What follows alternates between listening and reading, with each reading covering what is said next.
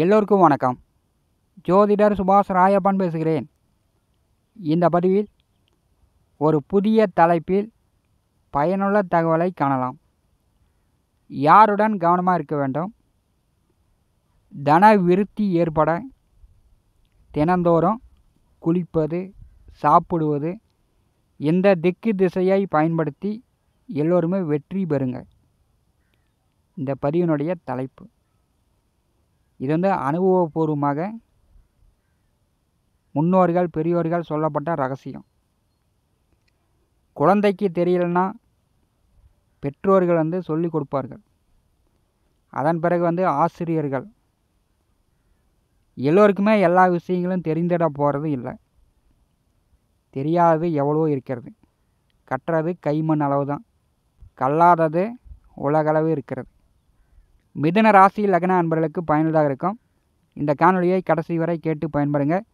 நம்முடைய T70 studio YouTube சேனலை பார்த்து கொண்டிருக்கக்கூடிய அன்பர்கள், இதுவரை சப்ஸ்கிரைப் செய்த அன்பர்கள் மறக்காமல் நம்முடைய சேனலை சப்ஸ்கிரைப் செய்து கொடுவிருக்கின்ற ஆல் பட்டன் அழுத்திங்க. நன்றி. ஒரு மனிதனுடைய வாழ்க்கையில் முதல்ல சுய ஒழுக்கம் முக்கியம். முடிஞ்ச வரைக்கும் பொய் பேசக்கூடாது. அடுத்தவர்கள் வாழ்வாதாரம், அடுத்தவர்கள் குடியை கெடுக்கக்கூடாது.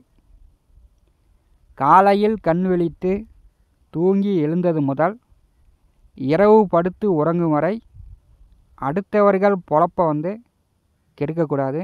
அடுத்தவர்கள் பொழப்பில் மண்ணவாரி போடக்கூடாது. அன்றாட பணிகளை அவரவர் செய்து கொண்டிருந்தால் ஒரு திசை இல்லாட்டி ஒரு திசையில் வாழ்க்கையில் நல்ல வசதி வாய்ப்பு முன்னேற்றம் வந்துவிடும். சனி திசை நடக்குது 19 ஆண்டு காலம், ராகு திசை நடக்குது 18 ஆண்டு காலம், குரு திசை நடக்குது 16 ஆண்டு காலம், புதன் திசை நடக்குது 17 ஆண்டு காலம். எந்த திசையுமே வாழ்க்கையில் ஒத்து வரல, முன்னேறவே முடியல.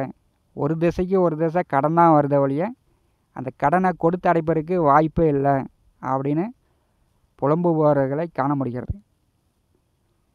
மிதுன ராசி லக்னத்தில் பிறந்தவர்களுக்கு கடன் வந்துருச்சுன்னா அந்த கடனை திருப்பி கொடுக்குங்காட்டியும் இவங்க வேறு இடத்துல கடன் வாங்கி வேறு இடத்துல கொடுப்பாங்க.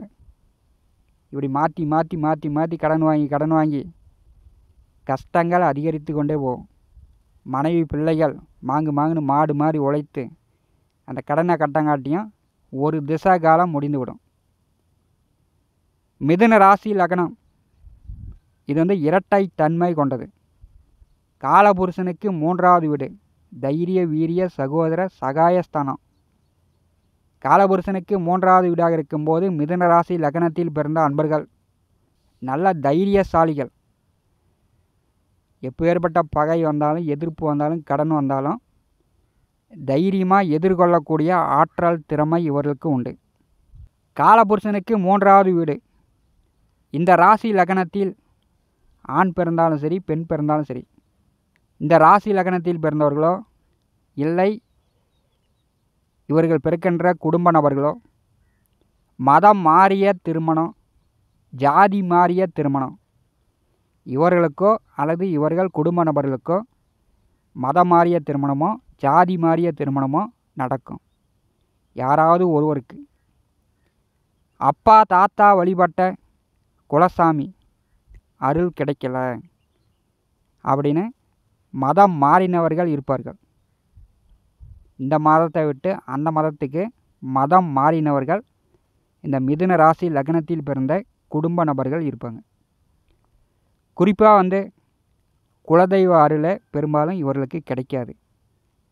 மிதுன ராசி லக்னத்தில் பிறந்தவர்களுக்கு மாம மச்சான் வழியில் வில்லங்கம் வந்தே தீரும். எனக்கு இப்போலாம் நல்லா தான் இருக்குது அப்படின்னா இதே ஒரு கால நேரத்தில் உங்களுக்கு வில்லங்கம் வந்தே தீரும். யாருடன் கவனமாக இருக்க வேண்டும் அப்படின்னா, நீங்கள் பொண்ணு எடுத்த வழியில், அம்மா வழியில், மாமன் மச்சான்களிடம் மிதுன ராசி லக்னத்தில் பிறந்தவர்கள் மிகுந்த கவனமாக இருக்க வேண்டும். மிதுன ராசி அன்பர்களுக்கு தன விருத்தி ஏற்பட தினந்தோறும் நீங்கள் எந்த திக்கு திசையில் குளிக்க வேண்டும். கிரகங்கள் 9. ஜோதிடத்தில் 9 நவகிரகங்கள் உள்ளது. அந்த 9 நவகிரகங்களும் கிழக்கே உதயமாகி மேற்கே அஸ்தங்கம் அடைகிறது. மிதுன ராசி லக்னத்தில் பிறந்தவர்கள் தினந்தோறும் ஒரு முறை குளித்தாலும் சரி, 2 முறை குளித்தாலும் சரி, காலை இரவு நீங்கள் கிழக்கு திசையை பார்த்து குளிக்க வேண்டும். நீங்கள் பக்கெட்டில் தண்ணி பிடிச்சி குளிக்கும்போது, குளித்து முடிச்சுட்டு வெளியே வரும்போது பக்கெட்டில் இருக்கக்கூடிய தண்ணியை எல்லாமே எடுத்து தலையில் ஊற்றிக்கிட்டு வெறும் பக்கெட்டை வச்சுட்டு வரக்கூடாது. இது முதல் பாயிண்ட். மிதுன ராசி லக்னத்தில் எந்த கிரகமும் நேசமும் கிடையாது, உச்சமும் கிடையாது. புதன் ஒருவரே ஆட்சி. அதனால் நீங்கள் பச்சை தண்ணியும் ஊற்றலாம், தண்ணியை சுட வைத்தும் ஊற்றலாம். அனுபவசாலிகள், வயதான பெரியவர்கள், காலங்காலமாக அனுபவத்தில் பார்த்த உண்மை.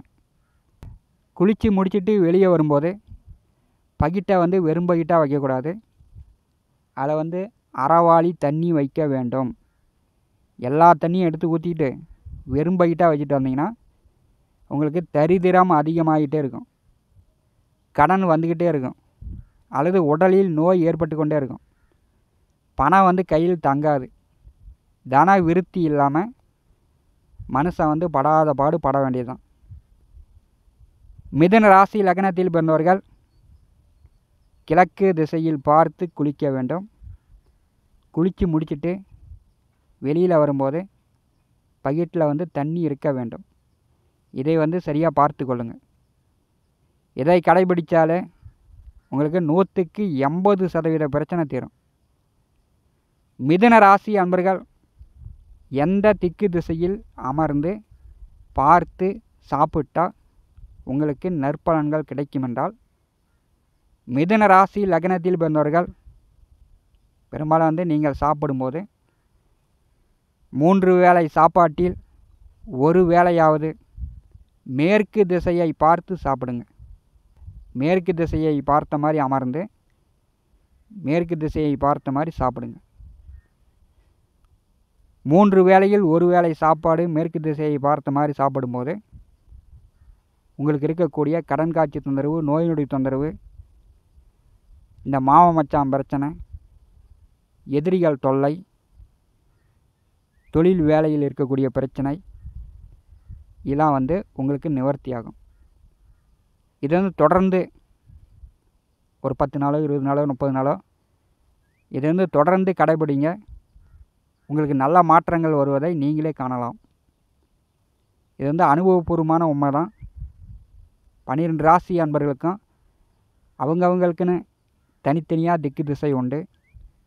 அந்த திக்கு திசையை நாம் சரியாக பயன்படுத்தி கொண்டால் தன விருத்தி தாராளமாக வரும். பணத்திற்கு உண்டான வழி நமக்கு தெரியும். வேலை தொழில் நாம் நினச்ச மாதிரி எதிர்பார்த்த மாதிரி விருத்தி அடையும். வேலை தொழில் நிரந்தரமாக கிடைத்தாலே நம்முடைய சம்பாத்தியம் தினந்தோறும் நம்முடைய கைக்கு வந்துக்கிட்டே இருக்கும். கஷ்டப்பட தேவையில்லை, கடன் வாங்க தேவையில்லை. குடும்பத்தில் எப்போதும் நல்லா மகிழ்ச்சி சந்தோஷமாக வாழலாம். இந்த 2 விஷயங்களை நீங்கள் கடைப்பிடிங்க. மிதுன ராசி லக்னத்தில் பிறந்தவர்கள் முடிஞ்ச வரை உங்கள் தாத்தா தந்தை வழிபட்ட குலதெய்வ வழிபாடு செய்யுங்க. குலதெய்வ அருள் கிடச்சிச்சின்னா மிதுன ராசி லக்னத்தில் பிறந்தவர்களுக்கு கோடி தோஷங்கள் நிவர்த்தியாகும். இப்படி மதம் மாறிய திருமணம், மதம் மாறக்கூடிய வேலை உங்களுக்கு இருக்காது. அதனால் 6 மாதத்துக்கு ஒருக்காவோ 3 மாதத்துக்கு ஒருக்காவோ வருடத்தில் ஒரு முறையோ குலதெய்வ வழிபாடு தொடர்ந்து செய்யுங்க. மிதுன ராசினர்களுக்கு உங்களை தொடர்ந்து வரும் பிரச்சனை சிக்கல்கள் நீங்கும். இந்த காணொலியை பற்றி உங்களுடைய மேலான கருத்துக்களை நம்முடைய கமெண்ட் பாக்ஸில் பதிவு செய்யுங்கள். நம்முடைய T70 ஸ்டுடியோ யூடியூப் சேனலை பார்த்து கொண்டிருக்கக்கூடிய அன்பர்கள், இதுவரை சப்ஸ்கிரைப் செய்த அன்பர்கள் மறக்காமல் நம்முடைய சேனலை சப்ஸ்கிரைப் செய்து கூட இருக்கின்ற ஆல் பட்டன் அழுத்திங்க. தினந்தோறும் நம்முடைய சேனலில் ஜோதிட பலன்கள் பதிவிடப்படும். உங்களுக்கு தெரியாத, அறியாத, புரியாத ரகசியங்கள் ஜோதிடம் மூலம் நம்முடைய சேனலில் வழிகாட்டப்படும். உடனுக்குடன் நம்முடைய சேனலை பார்த்து பயன்பெறுங்கள். நன்றி, வணக்கம்.